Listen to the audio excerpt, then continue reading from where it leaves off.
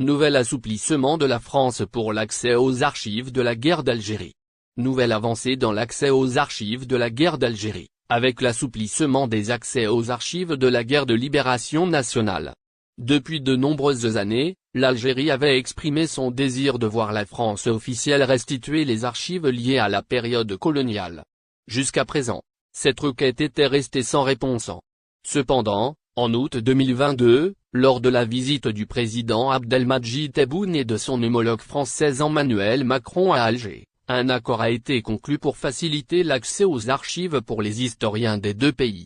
Suite à la décision prise en mars 2021, qui permettait une consultation anticipée de 15 ans sur les documents judiciaires datant de la période du 1er novembre 1954 au 31 décembre 1966, les autorités françaises ont annoncé une nouvelle ouverture quant à l'accès aux dossiers de cette période.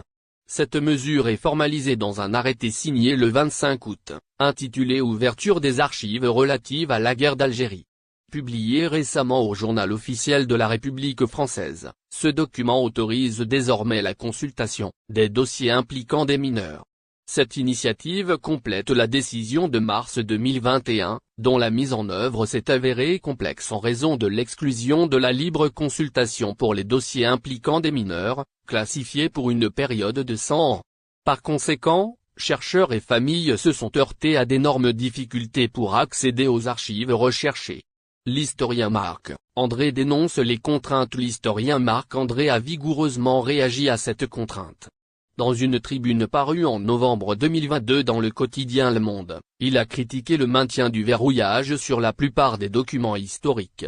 Il a souligné que cette approche bureaucratique négligeait la réalité de la guerre menée par des jeunes, que ce soit au sein de l'immigration algérienne, en France, dans les maquis, les réseaux urbains ou les prisons.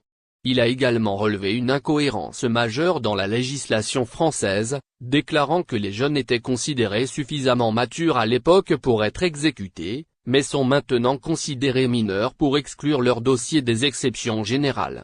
Un pas en avant avec une levée de contraintes. Cet arrêté a ainsi contribué à lever une partie des obstacles soulevés par Marc-André et d'autres historiens. Son objectif est de faciliter l'accès aux archives publiques relatives à la guerre d'Algérie entre le 1er novembre 1954 et le 31 décembre 1966.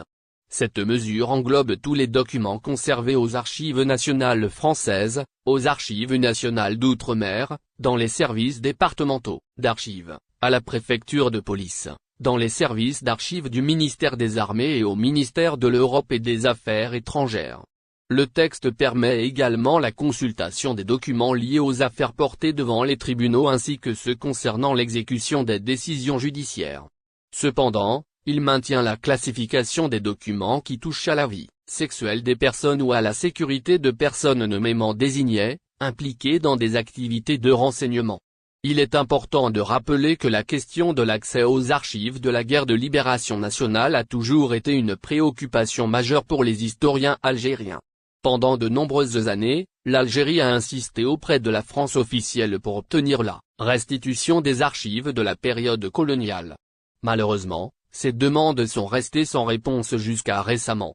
En août 2022, lors d'une visite à Alger, le président Abdelmadjid Tebboune et son homologue français Emmanuel Macron ont convenu de faciliter l'accès aux archives conservées à la fois en France et en Algérie pour les historiens.